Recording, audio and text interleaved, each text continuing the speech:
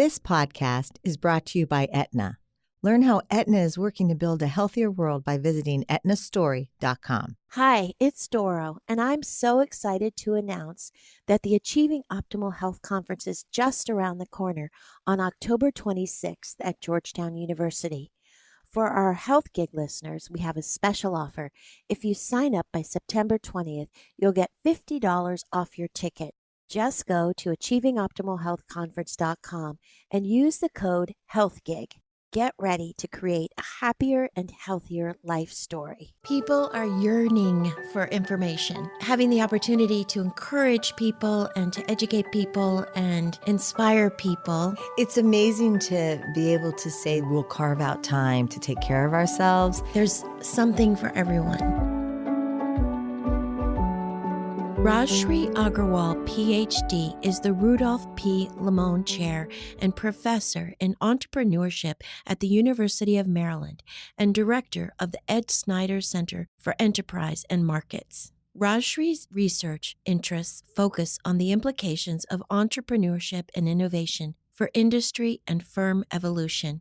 She is passionate, in particular, about providing business education to science and engineering students to enable them to be effective in diffusing the knowledge they create for economic growth and social welfare. Welcome, Rajshree, to Health Gig. I'm excited to be here, too. We brought you here at the suggestion of our producer, Oscar. He's also an executive fellow at the Ed Snider Center, and he's been raving about you and your concepts behind the CEO of Me. That's what we wanted to talk to you about today, the CEO of Me and how that relates to the world of health and wellness. So the concept of my enterprise, for which you are the CEO, actually started because I was asked to do a class for high school students about strategic management. As a professor of strategic management and entrepreneurship, one of the things that stumped me is how am I supposed to talk to kids who have had no experience whatsoever? What does it mean to lead? Then I realized kids are 16, 17-year-old young adults are at a very important stage in their life. They're trying to identify who they are, what is their place in the world, and what is it that they want their life to be. As it relates to the health gig's broader notion of health and wellness, not just being about physical health, but also about mental well-being, about living fulfilling, purposeful lives, I think that this concept of what does it mean to define your purpose, and then how do you go about thinking about what value you want to create in the world, what problems you want to solve and why are they important to you? And then how do you go about creating relationships that help you achieve your aspirations, but you're also living in a world where you're solving problems and helping others achieve theirs? So how exactly do you do that? How do you train people to lead? And what are the qualities? What are the specific things that you look at? So I often think about leadership really starting with self-leadership. I talk about a 4-question approach.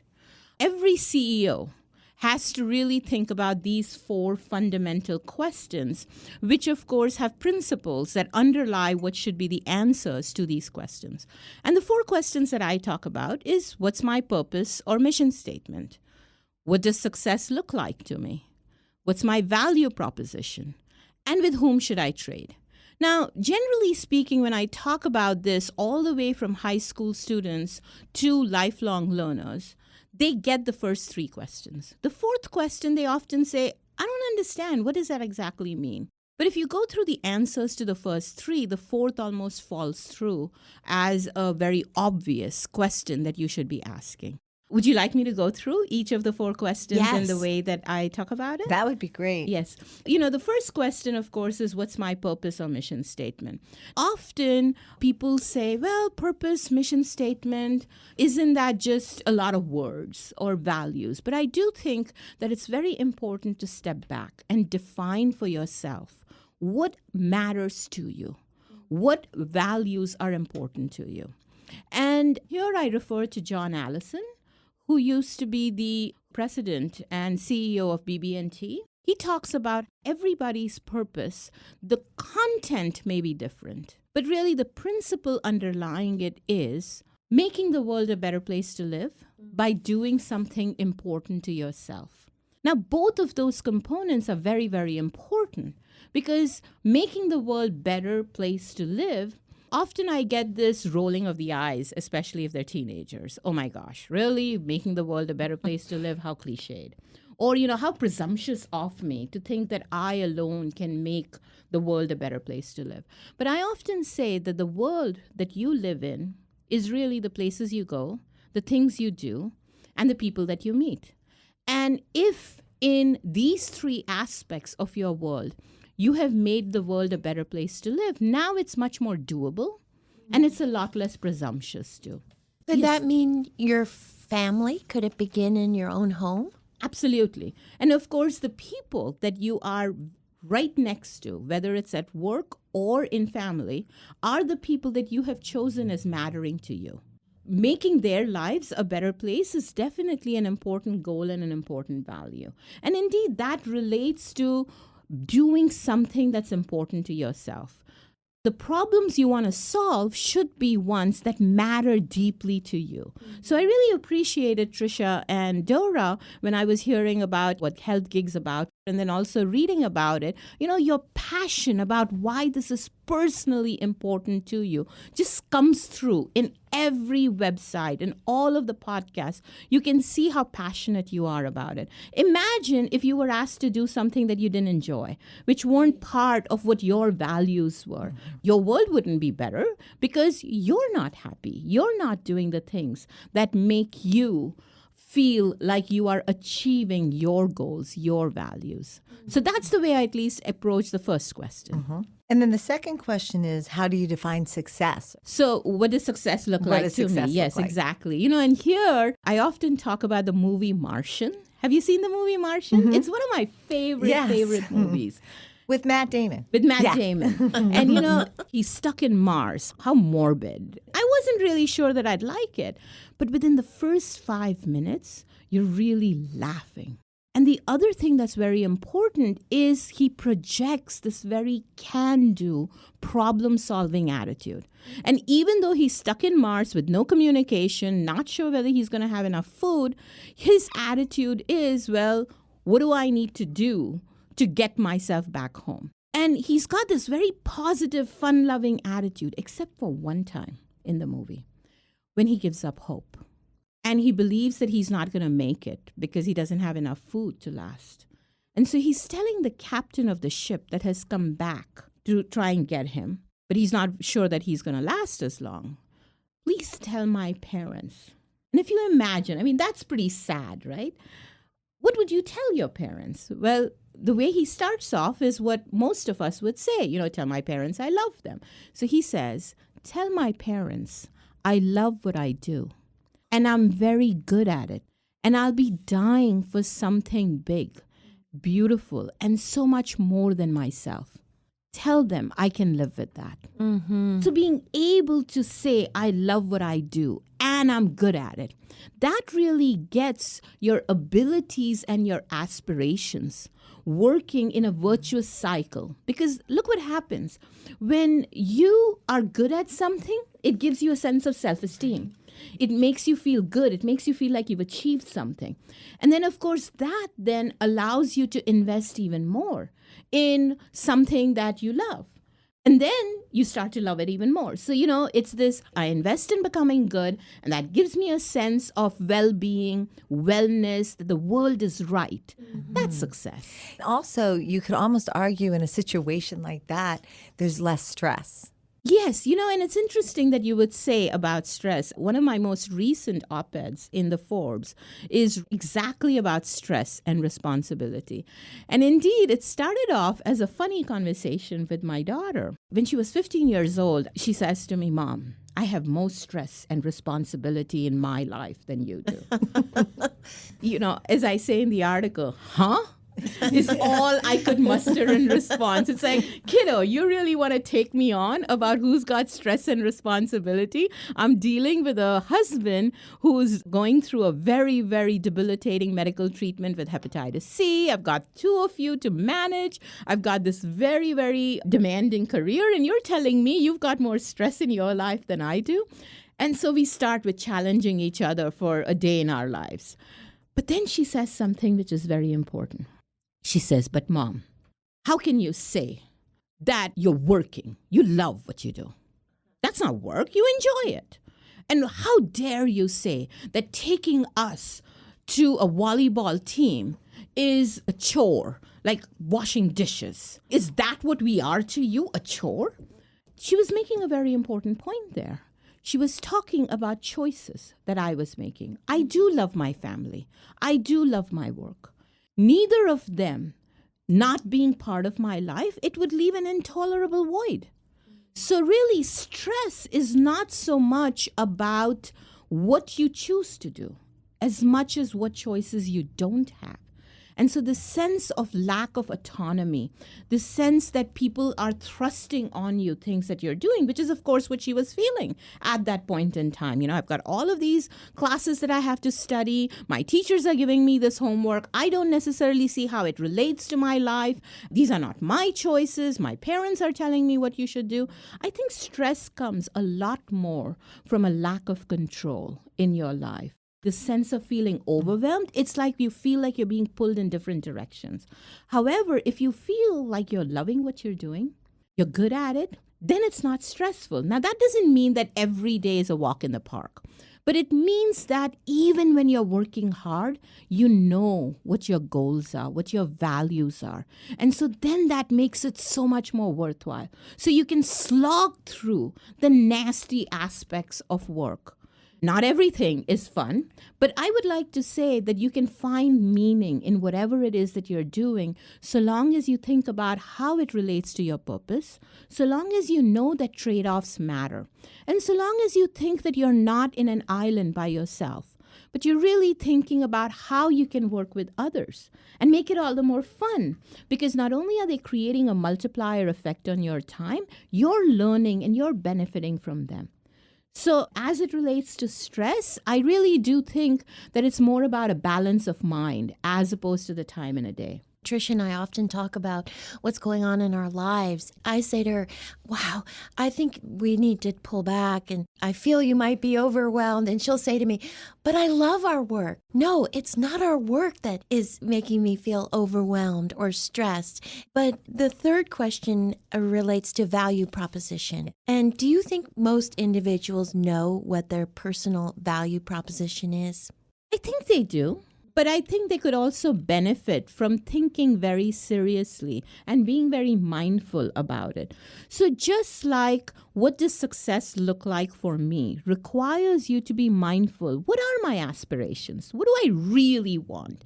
And then how do I create a hierarchy about the things that matter more for me versus less for me? And then make sure that I don't compromise on something that really matters to me by doing something that may temporarily feel good, but doesn't necessarily relate to my larger goals, long-term goals, if you will. I think the value proposition is the other part, which is what value am I bringing to you? So again, the term value proposition relates to what are the features that I have that provide you benefit. It's a win-win. We need to make sure this is a win-win. And that's something that resonates with Doro and I too, that we are in relation with somebody. It's a win-win for all. And that's actually the answer to the fourth question. With whom do I trade? So the value proposition really comes back to identifying what are things that are unique about you. Not just how am I different, because all of us are different. And the differences, however, relate to how does this translate? How do my differences relate to value to you? So when I'm thinking about success, I'm thinking about my values. When I'm thinking about my value proposition, I'm thinking about the fact that if I would like for you to be in my life, why would you want me to be in your life? And so that really requires us to start thinking about the other person as an equal person has autonomy and has the desire to go after their own values. I often get students saying to me, oh, networking is important. They think about networking in a very superficial way, I sometimes think. Because networking is, Oscar, I need to get to know you because through you, I can get to meet Dora and Trisha. But it's like, why would Oscar want me in his life? Oscar, if I meet you, what value am I offering you? So this requires us to be much more mindful and respectful of the fact that the people in our lives have choices about what they want to do, where they want to go, and who are the people in their life. And so that then leads you to this very natural fourth question, with whom should I trade? It really gets to this having win-win relationships. Because if your value proposition is what benefit am I offering you? How am I making the world a better place? And the aspirations relate to doing something important to me. Then bringing them together means that we both have to win. So if you win and I lose, or if you lose and I win, one of us is going to walk away. So if you really want long-term, stable, fruitful, blossoming relationships, I think you really need to think about each other as trade partners who are independent equals to you. And so thinking about each other, even in romantic relationships, I think this is important. We think about trade as that's just monetary, that's money, that's superficial. But if you think about this deeper meaning of trade being relationships, where we're each thinking about what makes each other feel good. And not just feel good on a very superficial level. I say this to parents and I say this to kids in these high school programs. I speak for all parents when we say, we want you to be happy. So what is happiness? Happiness is that steady state that one feels when you feel like you've achieved your values. So I often get reminded of that happiness can be a lot of hard work, but it is so worth achieving because you feel like everything that you value, you're living. You can feel joy, you can feel sadness, you can feel anger, you can feel all of the emotions. But happiness is that steady feeling that you have that the world is okay. I am okay. And you know what? We're good. Trisha and I have a business partnership. It works so well because I offer things that Trisha appreciates. I certainly know that she offers things that I appreciate. And you're lucky in life if you can find a partnership, especially in trade and business, that works that way. So I understand what you're saying. And if you think about it, you can bring all of this together. I often use this concept like a trader's Sudoku.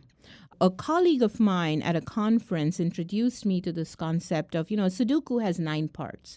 Kendall Hustiano is the one that first told me about it. And so you can think about you having 9 parts to any kind of a trade.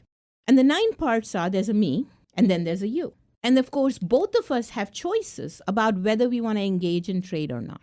And when we think about trade, like I said, sometimes we think about it in a very superficial manner. What am I doing? What are you doing? And how are we trading for each other? What money is being exchanged? But there's so much more than those 4 parts. Me, you, what am I doing? What are you doing? Because binding the two of us together is what is our common objective, what we want to accomplish together. And that then relates to these underlying aspirations. What are my aspirations? What are your aspirations? And then what do I bring to the table? What are my capabilities? And what are your capabilities? So I would bet, Dora and Trisha, that one of the reasons why the two of you find each other such great partners is that you complement each other in your capabilities. You're very aligned in terms of your objective, and you also share the same values. So that alignment of aspirations through the common objective, as well as the differences or complementarities of the abilities that you bring together, then allow both of you to figure out, well, this is what I'm going to do, this is what you're going to do, and this creates a multiplier effect on your time. Also creates so much more fun, right? I mean, there are a lot of things between my husband and I. He's my best friend. Even in parenting, sometimes we disagree, but, the magic happens when both parents see eye to eye, but both of them can come to the child with their own unique talents. So I often think that sometimes Rob and I trade places. Sometimes he's the disciplinarian and I am the cushy, nice person. Sometimes it is that he is the cushy, nice person and I am the disciplinarian. But both roles are important because kids need boundaries, but they also need to feel loved and safe. And having these kind of relationships, even in a personal life, is so very important, not just in terms of the work relationship. Let's say you have a situation where the 9 parts and there's no parts that are going together. Can people learn how to be more compatible? Absolutely.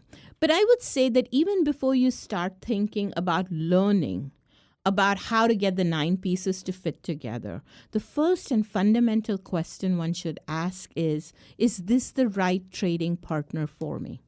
Just because this person worked yesterday doesn't necessarily mean that you're still completely aligned today. So, paradoxically, being able to give yourself permission to walk away enables you to invest to stay. Giving yourself permission to potentially walk away allows you to better stay. Then you know what are the things that are non-negotiable that define you, and what are the things that you're going to be willing to give on. And if each of us comes to the table in that manner, then you can absolutely learn how to get 9 pieces to fit together.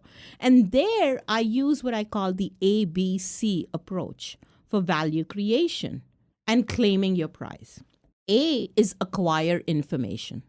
So what are you doing when you're acquiring information? You're really getting information about yourself. You're being mindful. You're being thoughtful. You're asking yourself, what are my abilities? What are my aspirations? What do I need to do? And whom do I need to get as a trading partner? That's the first part of acquiring information. It's just as important for you to ask questions of the potential you, the same exact questions, because keep in mind, this has to be an equal trade. So acquiring information is not just about knowing yourself, but knowing the other person too. And often we make assumptions about where the other person is coming from. We often get trapped into the situation where this is your stand, this is my stand. I'm picking a very silly excuse, right? But what am I going to do for a Saturday night date with my husband? Well, I want to go see this movie. No, I want to go see this movie. We may get caught into those positions. Okay, fine, then we're not going to do anything. But really, go down to what are your underlying interests. So that's the B. Build on common interests. What is it that we're really trying to accomplish out here? What we're trying to accomplish is having a good time where we're both feeling like we're with each other, as opposed to the other person coming along, but you're just resenting it. And then you're coming for the ride. And then, of course, that destroys. So even if my husband did come and see the movie that I wanted to see, but if he's going to sit there, moping all the way, then I might as well not have seen that. So going to this build on your common interests is very important. And then C is create the win-win. And then, of course, make sure that you're winning. So claim your part of the win as well. But it cannot be that I win at your expense, because then it's not going to be sustainable. I hear you on that. Everyone has to have 100% responsibility in order to win. In addition to being an academic, you could possibly be a marriage counselor. Well, I've lived it, right? I mean, my husband is my best friend. We've been married for 25 years, and I can tell you, we are at the best in our relationship than we've ever been. Our wedding invitation said, on this day I marry my best friend, the one that I live with, laugh, love. Can we talk a little bit about mindfulness? What are a few mindful concepts CEOs should strive to practice? If I may just take a little bit of a tangent and go there. When CEOs or leaders or managers think about their position, they think in terms of power, authority, hierarchy. I think that CEOs, leaders, and in fact, every one of us needs to not think in terms of hierarchy and power, but be mindful of the fact that true power comes from what is it that I'm doing that makes me indispensable to you. So as a leader, I get to dictate what I need done. But I need to be mindful of the fact that is that really true? That what I have decided is the best? Is it really the best? How might I challenge those assumptions? That requires thought and what I call mindfulness. If it is true, have I made sure that I've had enough buy-in from other people? If they're resisting, am I being mindful of reasons for their resistance as opposed to just resistance per se? I don't like the term power. I mean, power and I have a very uncomfortable relationships. People say to me, wow, you're so powerful. And I say, no, I don't want to think in terms of power. But I do want to think in terms of being mindful of my own responsibilities to myself and to the people that are working with me. So for me, mindfulness is really being present in the moment, doing justice to myself, and equally well doing justice to the person that's with me. Mindfulness is critical with leaders in power because we've seen so many abuses of power that it's almost scary. And not just at the level of the leader, but at the level of the people around the leader who fall into this bubble of power. And it is critical. If I may say something here, when a leader exerts power by giving edicts, what is he really saying, or what is she really saying? He's saying, substitute your judgment for mine. You stop being mindful. You stop being thoughtful. Do what I tell you to do. I, on the other hand, as a director, say this to all of my subordinates, all of my PhD students. If I have to do the thinking for you, then what value are you of me? Because I don't need a robot automaton. What I need is for you to challenge me. I need you to make sure that if I am saying something, hold me to the higher standard of, does this make sense? Is this consistent with reality? And indeed, for my PhD students too, they often come to my office and they're talking. And of course, when we're talking about research, it's really about creating new knowledge. So in that arena, if my student comes to me and we both don't know the true answer, that's why we're engaging in the process of research. Now, I might have more wisdom on things that we already know. But on things that we don't know, you and I are equals travelers on the same terrain. So if you end up shutting your mind just because I say, I don't believe that, I don't buy that, you'd say, oh, Rajshree said this, so that must be true, or what she's saying is right. Then what you've done is shut your mind. And paradoxically, if I know that that's what you're thinking, I'm going to curtail myself from being honest and saying to you, I don't buy that. So silencing yourself, you've silenced me. And what's lost out is the idea, the value, the objective that we were really trying to go after. And you don't want to lose on that, because that's the beauty of being on the journey together. Rajshree, what book should everyone read? The book that changed my life is Atlas Shrugged by Ayn Rand. Tell us why.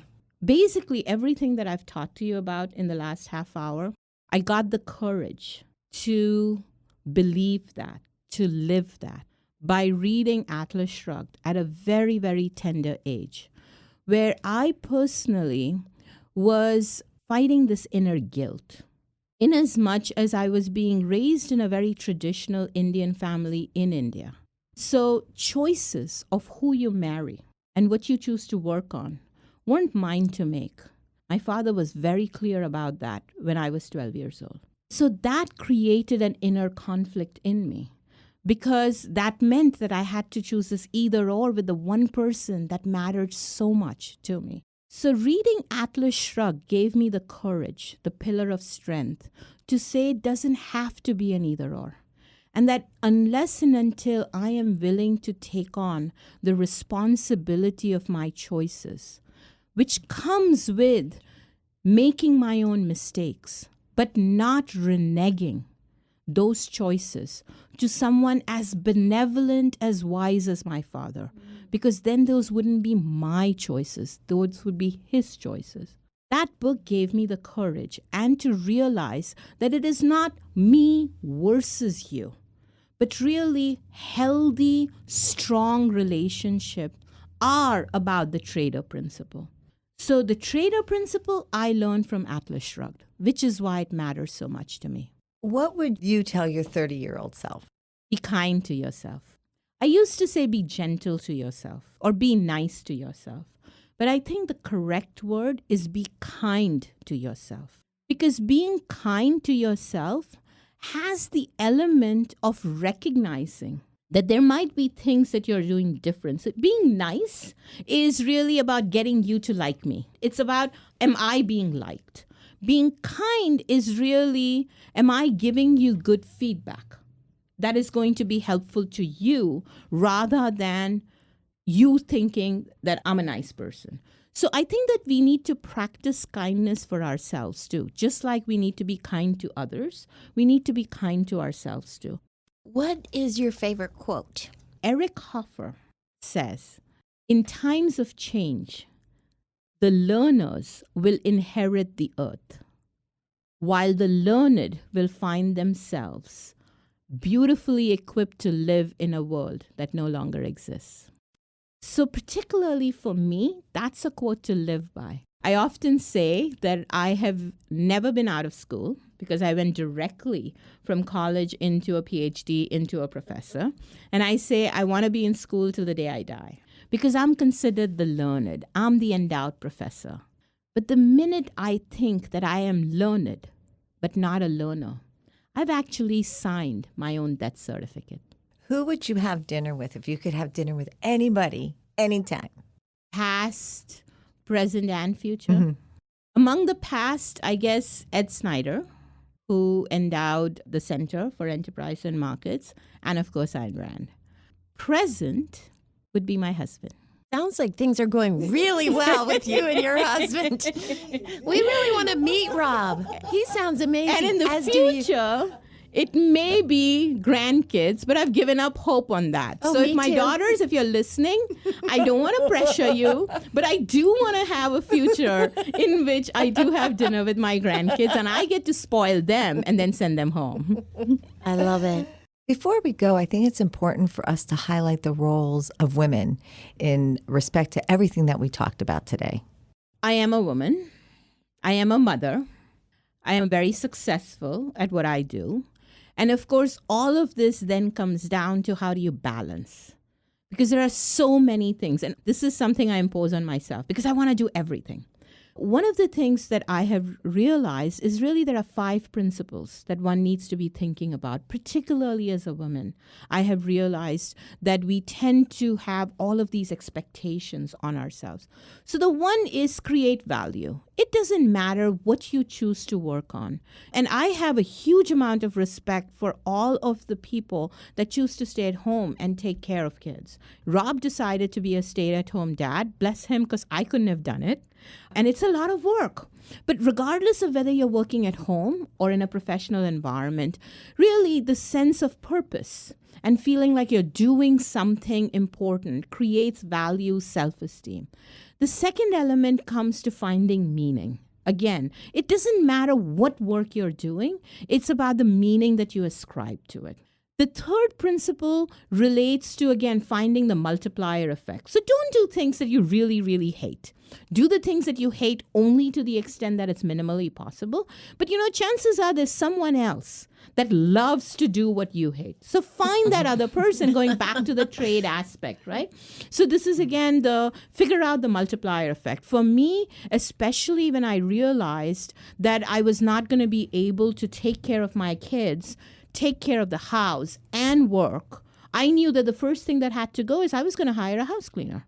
Because that is a chore that I don't enjoy, and it's taking away quality time from my kids. And so if you're not mindful, if you're not present, you're not there, and then you're feeling the stress and overwhelming aspect of it, then you're not going to enjoy life. The fourth one is really about respecting trade-offs. Going back to you've got your purpose, you've defined your values. And so as a mother in particular, as a wife, as a working professional, there are all of these trade-offs. There are going to be times when there's going to be give and take. So being able to respect and recognize trade-offs and knowing that you can't have it all. This is something that Indra Nooyi talks about quite a bit, that women can't have it all. Whether men can have it all, I think men can't have it all either, actually. And particularly in today's world where we are much, much more present. And I'm so thankful that men are now taking a much more important role in family and in raising kids. So you can't have it all. You have to think about trade-offs.